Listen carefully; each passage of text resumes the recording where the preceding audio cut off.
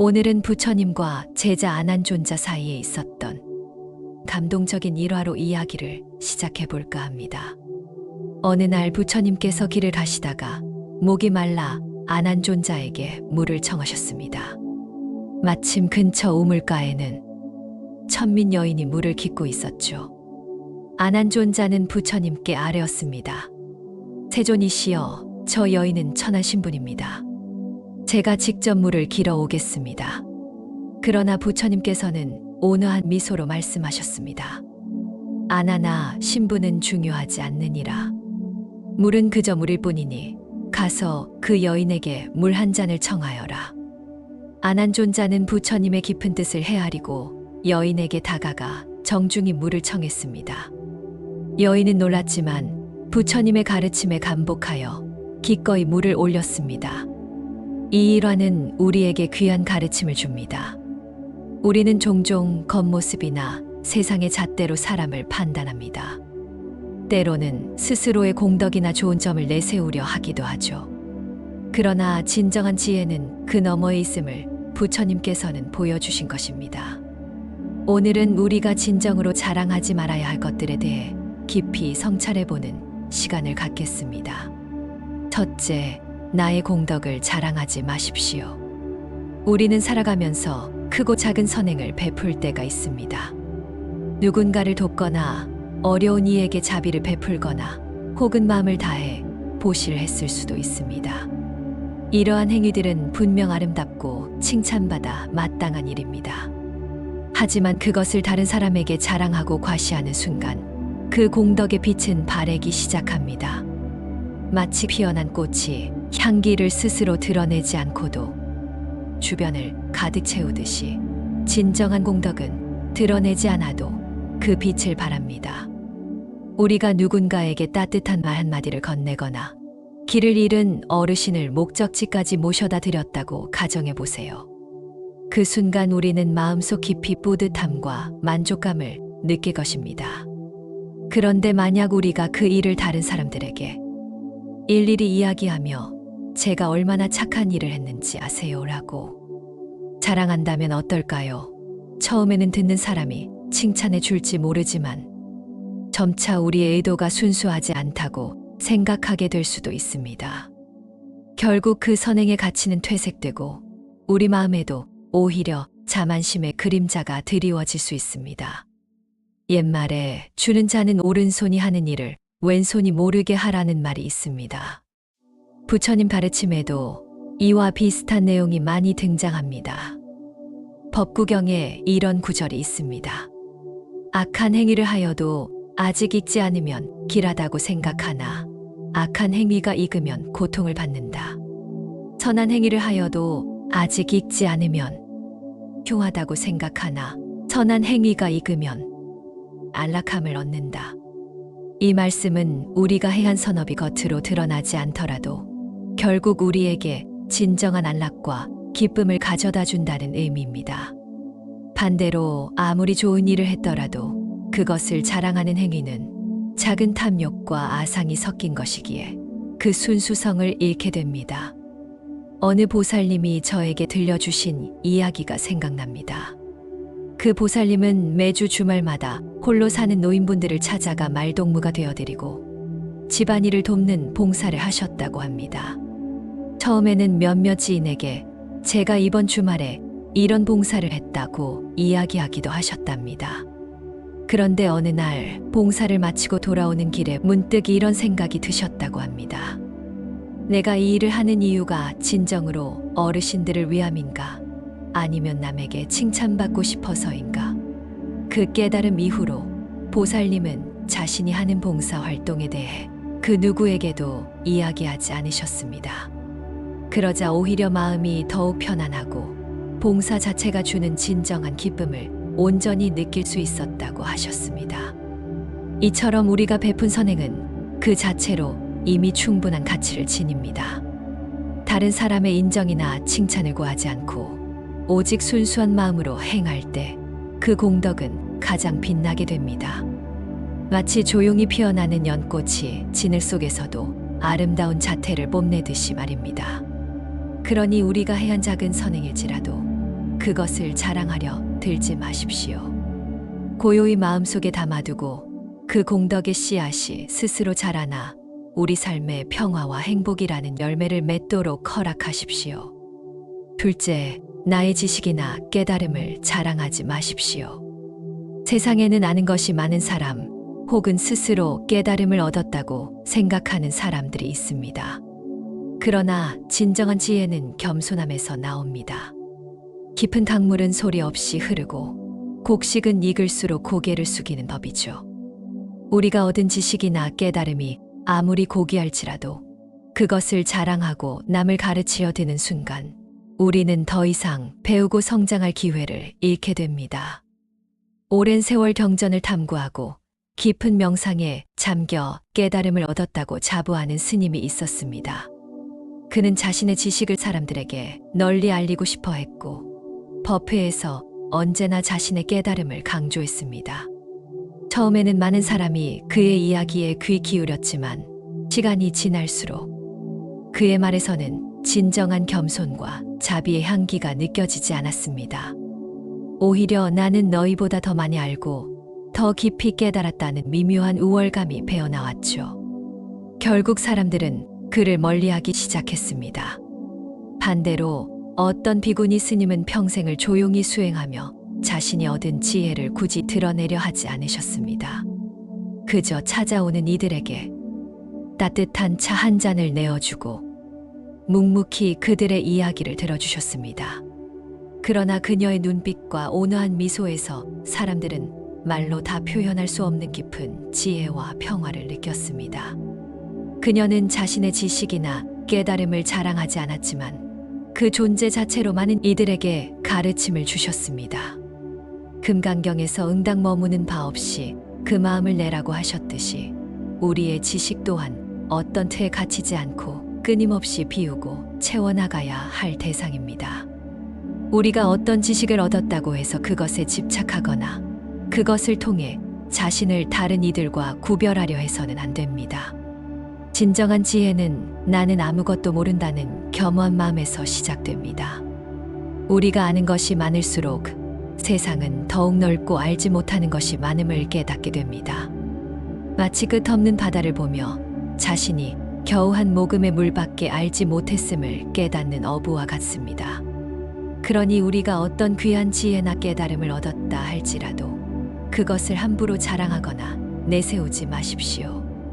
고요히 마음속에 간직하고 그 지혜가 우리 삶의 등불이 되어 스스로를 비추는데 사용하십시오.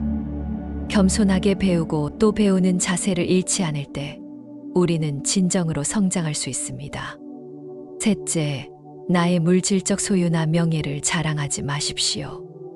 많은 사람들이 재물이나 명예를 얻기 위해 평생을 노력합니다. 그리고 그것을 얻었을 때 자연스럽게 다른 사람들에게 과시하고 싶어 합니다. 그러나 부처님께서는 열반경에서 모든 유의법은 무상하며 생하고 멸하는 법이다. 생하고 멸하는 법이 멸하고 나면 멸함이 즐거움이 된다고 가르치셨습니다. 우리의 모든 소유와 명예는 영원하지 않습니다.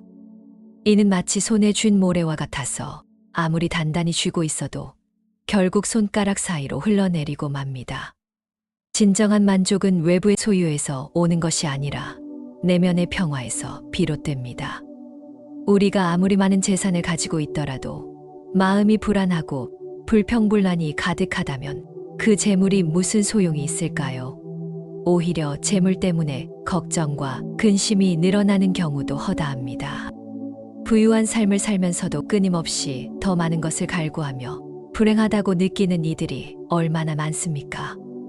반대로 가진 것은 적을지라도 작은 것에 감사하고 만족하며 살아가는 사람은 매일매일이 평화롭고 행복할 수 있습니다. 이는 산골짜기 작은 암자에서 차 한 잔과 맑은 공기만으로도 더할 나위 없는 행복을 느끼는 스님과 같습니다. 명예 또한 마찬가지입니다. 한때의 명성은 바람처럼 사라지기 마련이고 그 명성을 유지하기 위해 아등바등하다 보면 진정한 자신을 잃어버리게 될 수도 있습니다. 높은 자리에 오르거나 유명해진 사람들이 오히려 사람들의 시기 질투에 시달리거나 자신의 평판을 지키기 위해 끊임없이 고통받는 경우를 우리는 종종 목격합니다. 진정한 가치는 겉으로 드러나는 명예에 있는 것이 아니라 어떤 상황에서도 흔들리지 않는 굳건한 마음에 있습니다. 그러니 우리의 소유나 명예를 자랑하기보다는 그것들이 우리 삶에 어떤 의미를 주는지, 그리고 그것들이 영원하지 않음을 항상 명심하며 고요하고 겸손한 마음을 가지도록 노력해야 합니다. 모든 것은 덧없이 변하는 것이기에 그 집착에서 벗어날 때 비로소 우리는 진정한 자유를 얻을 수 있습니다. 넷째, 나의 가족이나 자녀를 자랑하지 마십시오. 우리는 흔히 자녀가 잘 되거나 가족 구성원 중 누군가가 성공하면 크게 기뻐하고 자랑스러워합니다. 예를 들어 자녀가 좋은 대학에 입학했거나 명망 있는 직장에 들어갔을 때 부모로서 자랑스러운 마음이 드는 것은 당연합니다. 그러나 자녀는 부모의 소유물이 아니며 각자의 삶을 살아가는 독립적인 존재입니다. 그들의 성공은 그들 자신의 노력과 인연의 결과이지 온전히 우리의 자랑거리가 될 수는 없습니다. 과도한 자랑은 오히려 자녀에게 부담을 주거나 다른 사람들에게는 부러움을 넘어 시샘을 불러일으킬 수도 있습니다. 제가 아는 한 불자님은 자녀가 의사가 되었을 때 너무 자랑스러운 나머지 만나는 사람마다 자녀 자랑을 늘어놓으셨습니다. 처음에는 사람들이 축하해 주었지만 점차 그 불자님을 피하는 것처럼 느껴졌다고 합니다. 심지어 어떤 이들은 그 자랑을 듣고 자신의 자녀와 비교하며 우울해하기도 했다고 합니다. 결국 그 불자님은 자신이 너무 과했다는 것을 깨닫고 겸손해지려 노력하셨습니다. 진정한 사랑은 그들이 있는 그대로의 모습으로 성장하도록 지켜보고 응원하는 것입니다. 자녀의 성공은 그들의 빛일 뿐 우리의 그림자가 되어서는 안 됩니다. 우리는 자녀의 그림자가 아니라 그들이 스스로 빛을 낼 수 있도록 돕는 조력자가 되어야 합니다. 가족 간의 사랑은 존중과 이해에서 피어납니다. 자녀가 성공했든 그렇지 않든 그 존재 자체를 사랑하고 인정하는 것이 중요합니다. 우리가 자녀를 자랑하는 것은 어찌 보면 자녀를 통해 자신의 존재감을 확인하려는 미묘한 아상이 숨어 있을 수도 있습니다.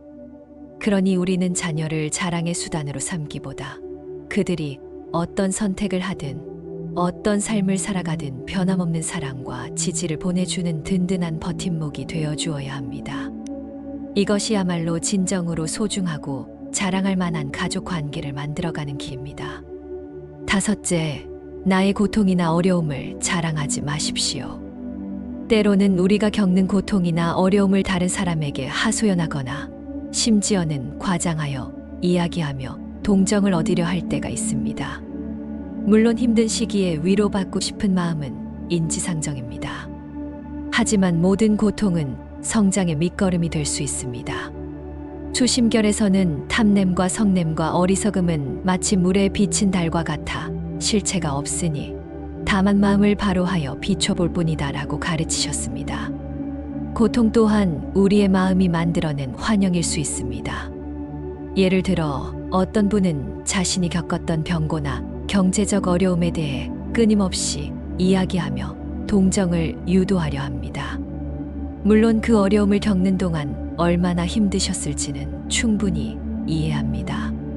그러나 그 고통을 계속해서 되뇌고 자랑하듯 말하는 것은 우리 스스로를 과거의 아픔에 묶어두는 것과 같습니다. 마치 오래된 상처를 계속 들여다보며 덧내는 행위와 다를 바 없습니다. 고통을 통해 우리는 인생의 지혜와 통찰력을 얻을 수 있습니다.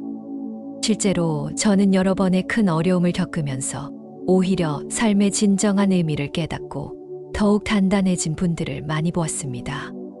그분들은 자신의 고통을 자랑하거나 남에게 과시하기보다 그 아픔을 통해 얻은 깊은 성찰과 감사함을 조용히 간직하며 살아가셨습니다. 고통은 우리를 겸손하게 만들고 다른 이들의 아픔에 공감할 수 있는 넓은 마음을 가지게 합니다. 그러니 우리가 겪는 고통을 굳이 드러내 자랑하기보다 그 아픔 속에서 우리의 영혼을 맑게 닦고 더욱 깊은 깨달음으로 나아가는 계기로 삼아야 합니다.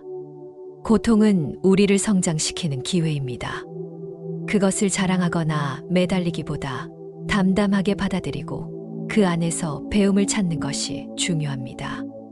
여섯째, 나의 종교적 신념을 자랑하지 마십시오.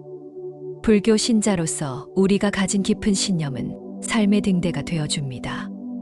그러나 때로는 자신의 신념이 가장 우월하다고 생각하여 다른 사람에게 강요하거나 다른 종교를 비하하는 경우가 있습니다.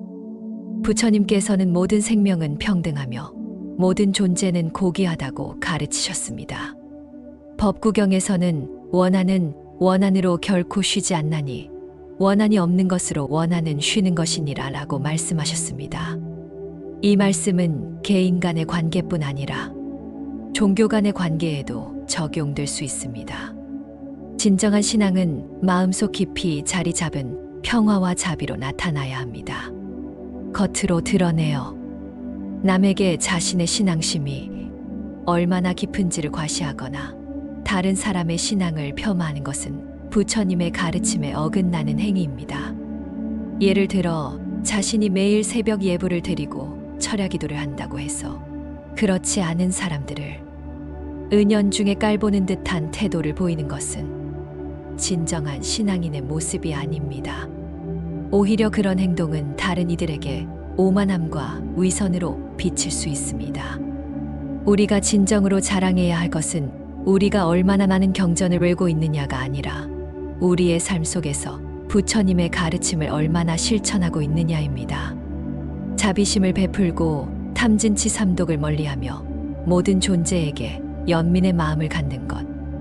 이것이야말로 진정한 신앙의 증표입니다. 우리의 신념을 조용히 실천하고 그 결과로 우리 삶이 더욱 평화롭고 향기롭게 변하는 것이 진정한 자랑입니다. 종교는 우리에게 평화를 주는 도구이지 남을 판단하고 우열을 가리는 잣대가 되어서는 안 됩니다.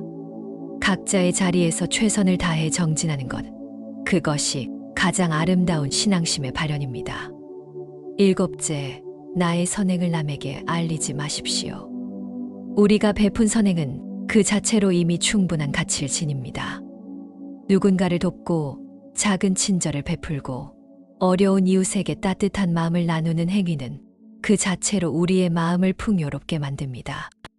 그러나 우리가 그것을 남에게 알리려 하거나 칭찬받기를 기대하는 순간 그 선행은 더 이상 순수한 의미를 가지기 어렵습니다. 마치 깨끗한 거울이 모든 것을 있는 그대로 비추듯 우리의 선행은 어떤 기대 없이 순수하게 행해질 때 가장 아름답게 빛납니다. 스스로를 비추어 보며 마음을 정화하는 시간이 바로 우리에게 필요한 것입니다. 우리의 선행이 진정으로 빛나는 것은 그것이 아무런 조건이나 보상을 바라지 않고 행해질 때입니다. 마치 어두운 밤하늘의 별들이 조용히 빛을 내듯이 우리의 선행 또한 소리 없이 행해질 때 가장 아름다운 빛을 발합니다. 누군가를 도왔다면 그 도움을 받은 사람의 얼굴에 떠오른 미소만으로도 우리는 이미 충분한 보상을 받은 것입니다. 그것을 다른 사람에게 알림으로써 그 보상을 다시 한번 확인하려 하는 것은 이미 가득 찬 그릇에 더 많은 것을 담으려 하는 것과 같습니다. 저는 예전에 어느 절에서 허드레시를 묵묵히 도맡아 하시는 보살님을 뵌 적이 있습니다. 그분은 항상 남들 모르게 절 구석구석을 청소하고 텃밭을 가꾸고 무거운 짐을 옮기셨습니다. 누구도 그분에게 공치사를 하거나 칭찬하는 것을 본 적이 없었지만 절의 모든 스님들과 신도들은 그 보살님의 진심 어린 봉사에 대해 마음속 깊이 감사하고 존경했습니다. 그분의 선행은 스스로를 드러내지 않았지만 그분의 존재 자체가 주변에 따뜻한 기운을 전했습니다. 진정한 선행은 행하는 이의 마음에 고요한 기쁨을 남기고 사라지는 것입니다. 그러므로 우리가 베푼 모든 선행을 조용히 우리의 마음 속에 간직하고 그 순수한 마음으로 다음 선행을 베풀 수 있는 힘을 얻는 데 집중해야 합니다. 사랑하는 불자님들, 그리고 저의 이야기를 들어주신 모든 분들, 우리는 살아가면서 많은 것을 얻고 싶어 하고 또 그것들을 자랑하고 싶어 합니다. 그러나 부처님의 가르침은 우리에게 진정한 만족과 평화는 외부의 소유나 타인의 인정에서 오는 것이 아님을 분명히 보여주고 있습니다. 우리가 진정으로 추구해야 할 것은 내면의 고요함과 지혜, 그리고 모든 생명에 대한 조건 없는 자비입니다. 반야심경에 마음에 걸림이 없으므로 두려움이 없고 뒤바뀐 허망한 생각을 떠나 완전한 열반에 들어가게 된다는 구절처럼 우리는 집착을 내려놓을 때 비로소 진정한 자유와 평화를 얻을 수 있습니다. 오늘 이 시간이 여러분의 마음속에 작은 울림이 되어 스스로를 돌아보고 겸손하게 정진하는 계기가 되었으면 합니다. 고요한 마음으로 자신을 비추고 베품을 통해 진정한 행복을 찾는 삶이 되기를 간절히 발언합니다. 오늘 제 이야기가 여러분에게 작은 위안과 깨달음이 되었다면 구독과 좋아요를 눌러주시고 따뜻한 댓글도 남겨주시면 큰 힘이 될 것 같습니다. 다음 시간에도 부처님의 지혜로운 말씀으로 여러분과 함께 하겠습니다.